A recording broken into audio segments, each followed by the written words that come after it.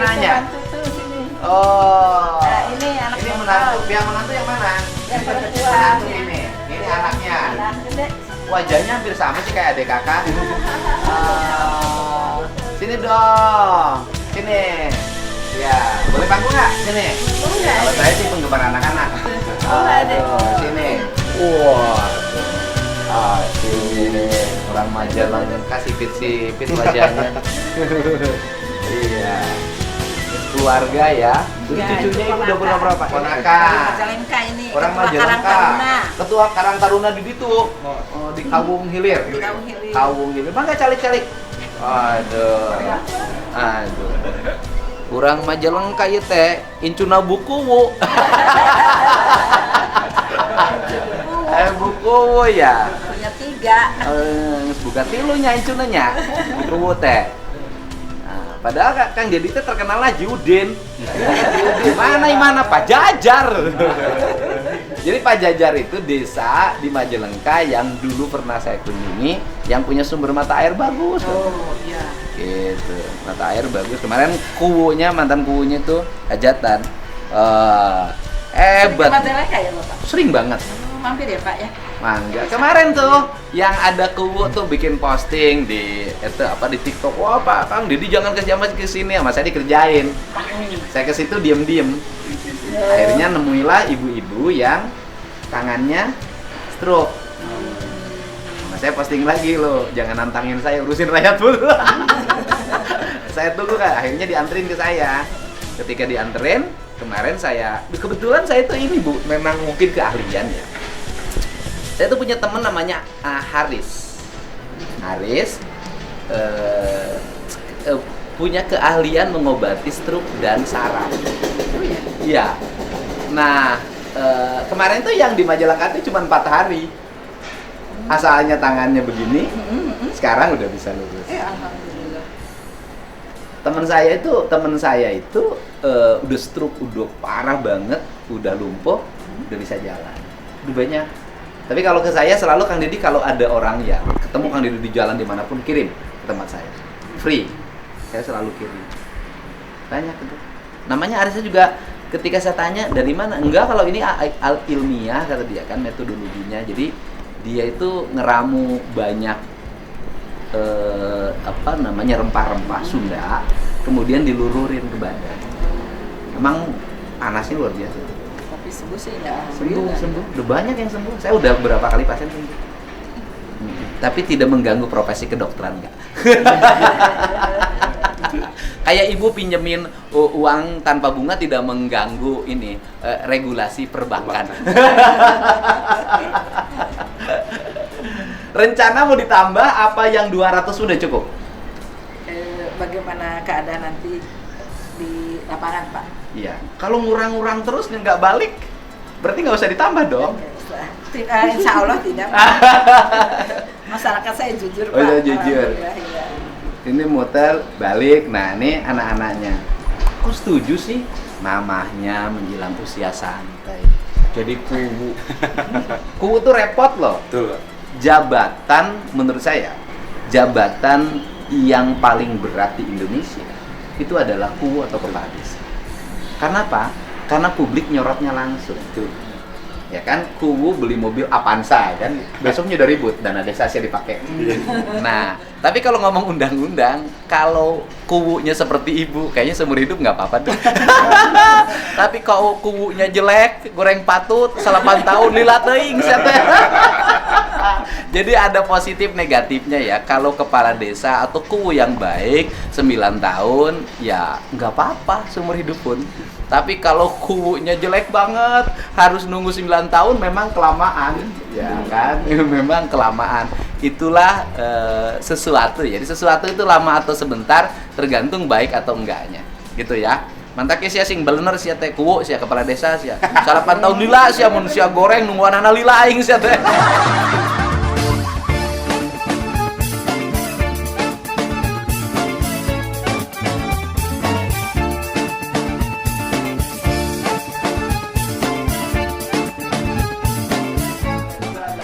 9 tahun loh Pak. 9 tahun sekarang ya Pak ya? Iya kan, nunggu Ya kan kalau jelek ya, kalau bagus mah serasa sebentar. Gimana? Awalnya sih Pak, sebenarnya kan ini cita-cita almarhum ayah juga, ayah kita, ayah saya, suami ibu. Jadi memang di keluarga kami itu dari kecil saya sih juga sama ya Pak, karena emang saya dulu pernah bilang sama ayah, sama almarhum, Pak, Di kalau udah besar mau jadi orang kaya raya, konglomerat, cita-citanya dulu. Udah besar. Waktu kecil Pak. Sekarang udah jadi kan? Insya Allah, kan belum Pak, masih banyak lah, pasti masih ada yang lebih baik. Udah cukup, makan udah cukup. Betul, setuju kan? Jadi awalnya itu, terus ayah saya bilang, buat apa mau jadi orang kaya, katanya mau ngapain, pengen bantu orang. Saya bilang pengen bantu orang banyak. Ayah saya cuma bilang, kamu mau jadi orang kaya kayak gimana pun, sekaya apapun, bantu orang tuh kalau nggak jadi pejabat nggak akan bisa.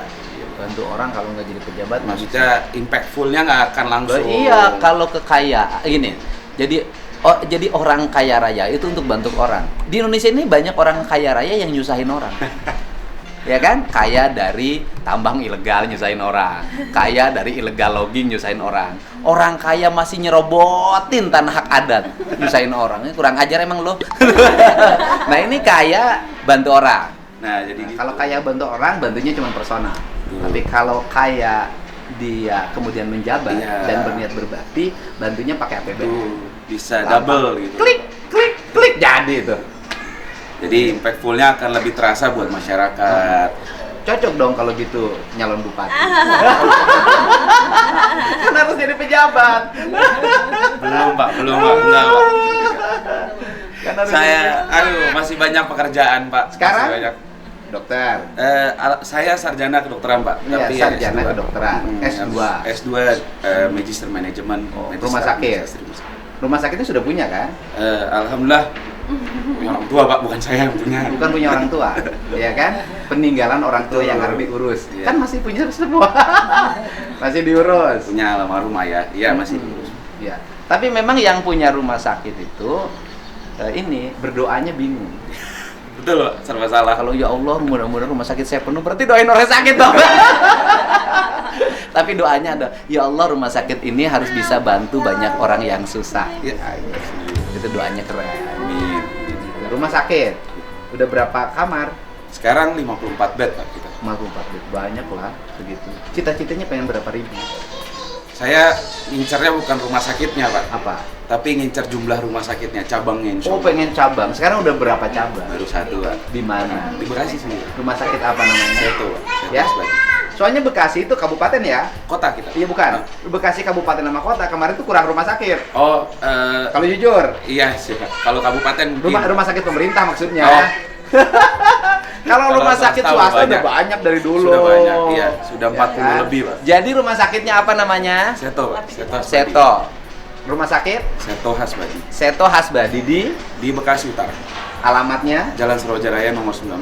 Seto Hasbadi di di Bekasi Utara, Jalan Seroja Raya Nomor 19. nomor 19. Bagi yang sakit ingin pelayanan cepat datang ke sini. Kalau yang sakit hati nggak usah datang ke sini ya. Datang aja ke rumah saya. Tuh betah kan? Gitu. Sekarang full.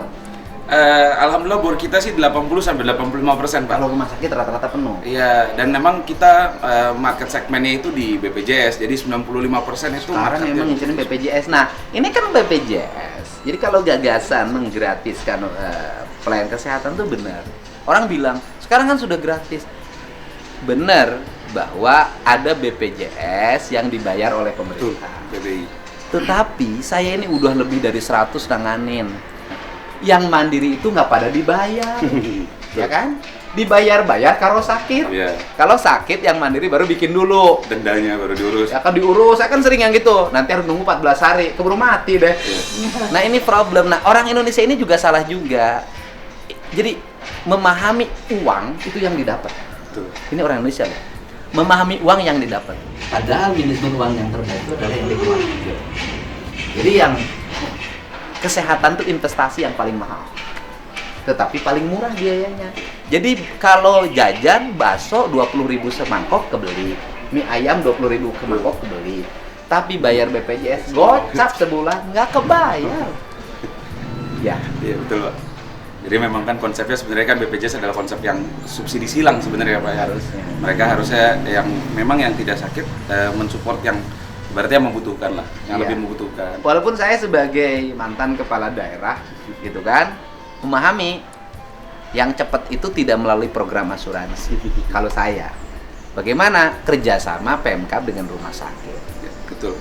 Jadi saya dulu pernah nanganin, saya kerjasama dengan 11 rumah sakit. Saya pernah jadi kepala daerah yang seluruh rakyatnya cukup bawa KTP, berobat di Jakarta boleh, berobat di Bandung boleh, cuci darah gratis. Itu sampai kerjasama dengan rumah sakit Habibie itu di Bandung. Luar biasa. Itu cukup bawa. Jadi di Jakarta ada kuli bangunan jatuh, Warga Bapak. bawa ke Jakarta cukup bawa KTP ke rumah sakit Cipto. Itu saya kerjasama rumah sakit. Nah, kemudian bagaimana bayarnya? Tinggal bayar APBN, dia klaim ke APBD, bayar. Ini lihat sini. Dan kalau ngitung dengan bayar asuransi lebih murah ini. Iya. Kenapa? Kalau ini kan langsung ke rumah sakitnya. Iya. Kalau asuransi kan bayar komisaris, bayar direktur utama, bayar kantor. Karena subsidi silang gitu loh. Iya. Gitu, karena subsidi silang. Tetapi setelah adanya BPJS, program itu tidak boleh ada di Pemda itu, tidak Betul. boleh ada lagi. Karena emang bertabrakan sih Pak programnya jadinya karena sama-sama tumpang tindih lah. Ya problemnya adalah ketika menghadapi warga yang BPJS mandirinya nggak bayar. Dilematis. Itu problem. Kenapa? Ngeluarin duit APBD-nya nggak bisa. Iya. Tapi bisa juga sebenarnya diakalin. Saya masih ngakalin waktu itu. Saya masih ngakalin waktu itu dengan program bantuan sosial. Saya diakalin. Nah, problem Indonesia itu Bu. Problem Indonesia ini terlalu banyak aspek administrasi. Ya. Contoh, penanganan stunting, rapat perencanaan di hotel, seminarnya di hotel, studi banding, yang makan mereka pejabat semua, sama narasumber. Yang orang stunting nama nggak kebagian-kebagian. Benar. Oh itu benar banget Pak. Ya Bu ya. Indonesia ini birokratnya kayak gitu. Gitu, birokratnya kayak gitu. Nah, karena gini loh, Bu. Negara itu kalau ingin rakyatnya makmur cukup jamin 3. 1, sekolahnya nggak bayar. 2, ke rumah sakit nggak bayar. 3, infrastruktur yang baik. Maju.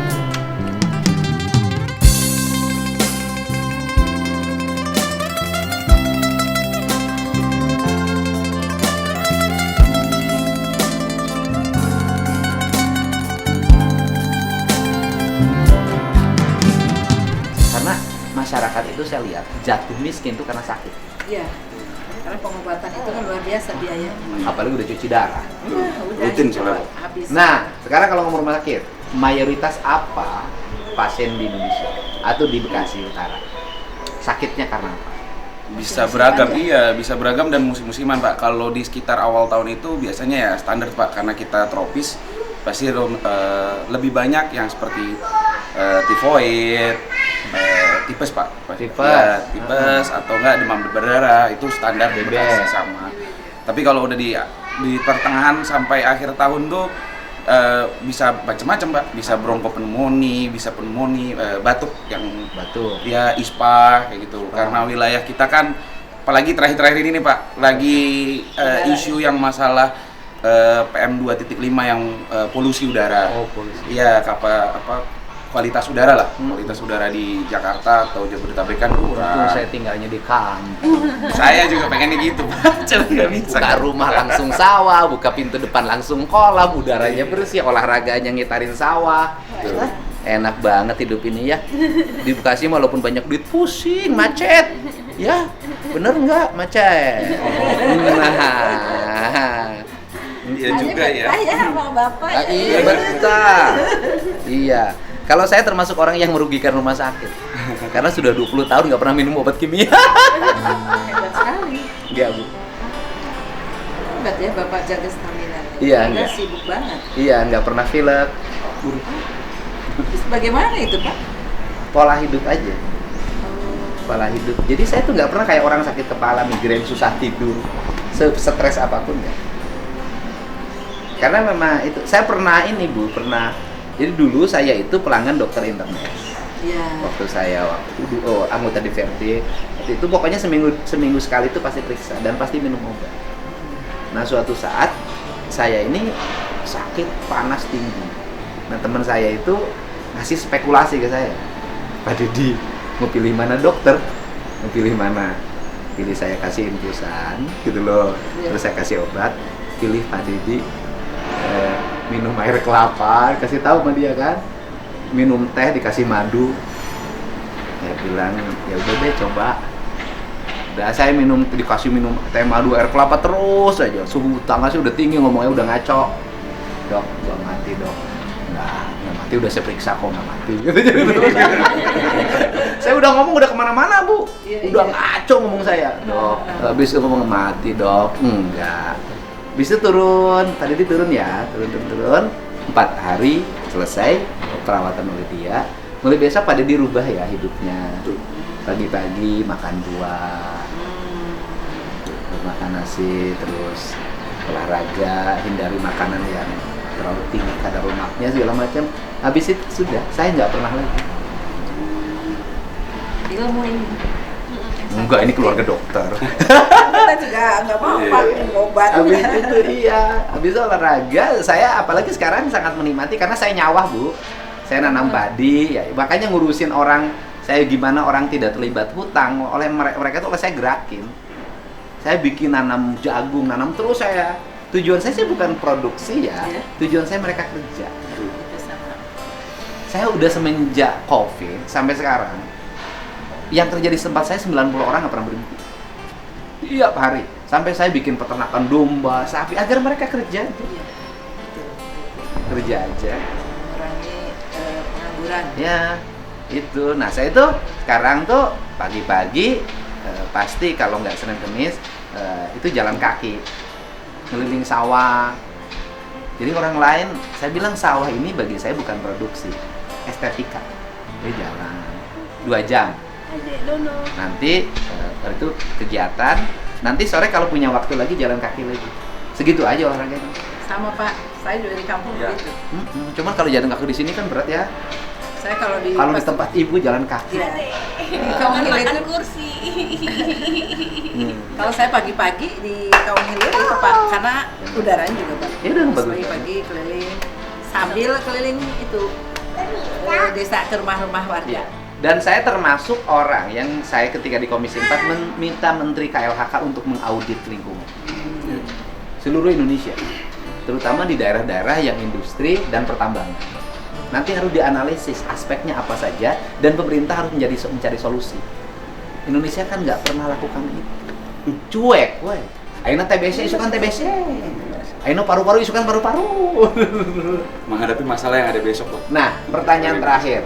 Ini pertanyaan buat keluarga besar dokter. Kenapa sih orang jorok malah sehat? Nah, itu bingung Pak.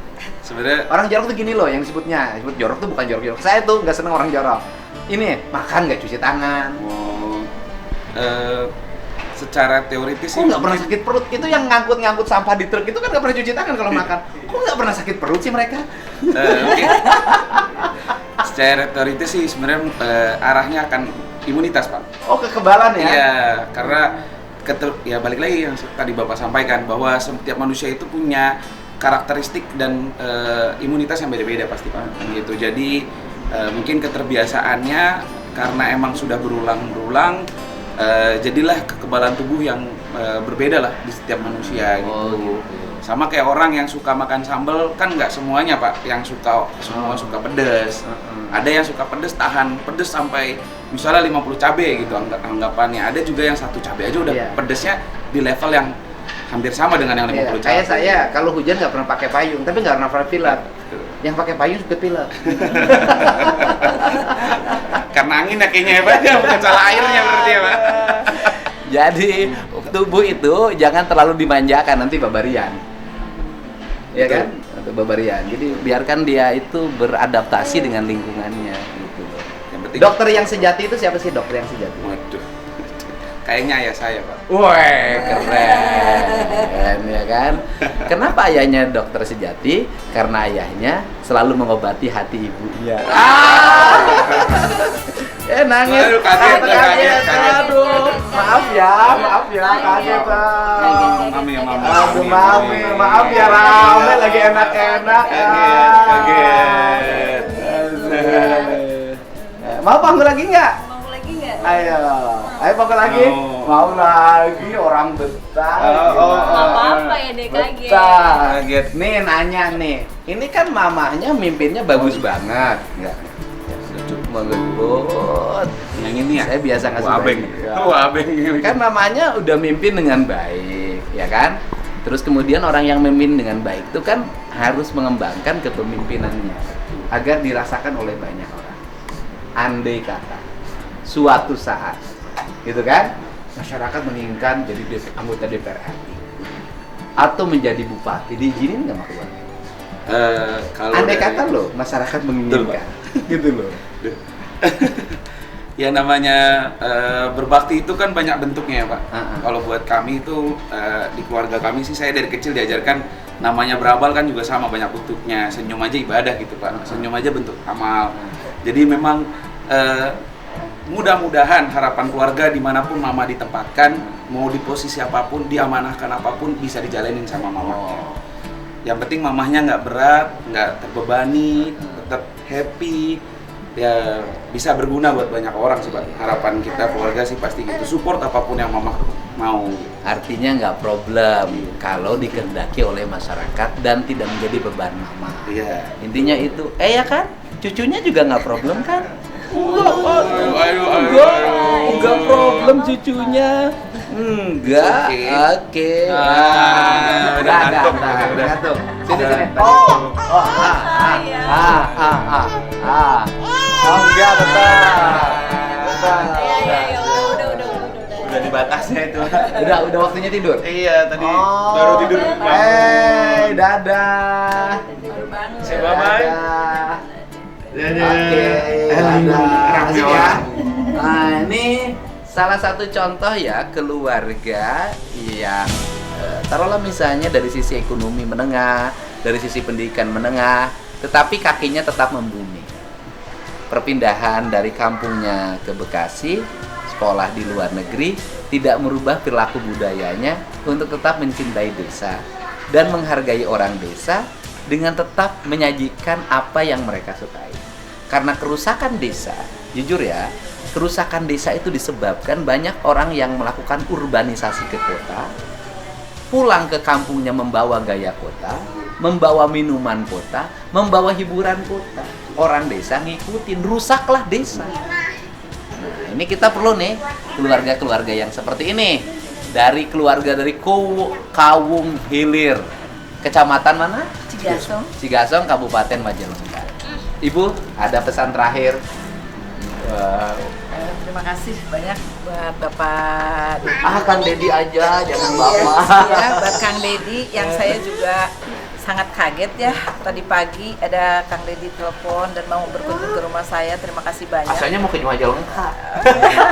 Semoga Kang Dedi teh tambah sukses. Amin. Yang diharapkan masyarakat ya seperti Pak Dedi ini, yang saya sebetulnya pengagum Pak Dedi, keluarga saya.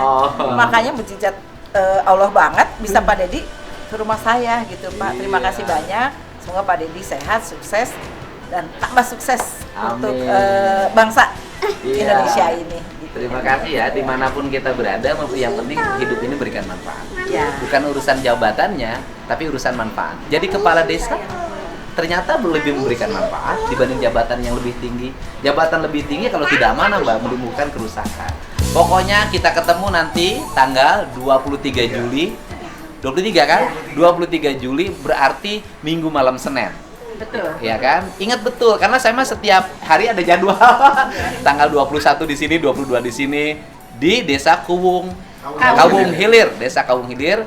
Syukuran nanggap dalang yoga bersama keluarga Bukuwu ya, keluarga Pak Dokter. Manfaat. Mudah-mudahan nanti saya bisa ngajak. Mudah-mudahan hang mana mun kosongnya tanggal 23 Juli jeung urangnya datang ka ditu ka Majalengka, tapi ulah mahal sih ongkosna ada deket di Majalengka ka di mah ka Kuwu. Kakawung Hilir mah. Nya, Hang nya. Ayo. Mudah-mudahan Ohang bisa datang. Mudah-mudahan saya cek dulu Ohangnya bisa nggak. Rame deh.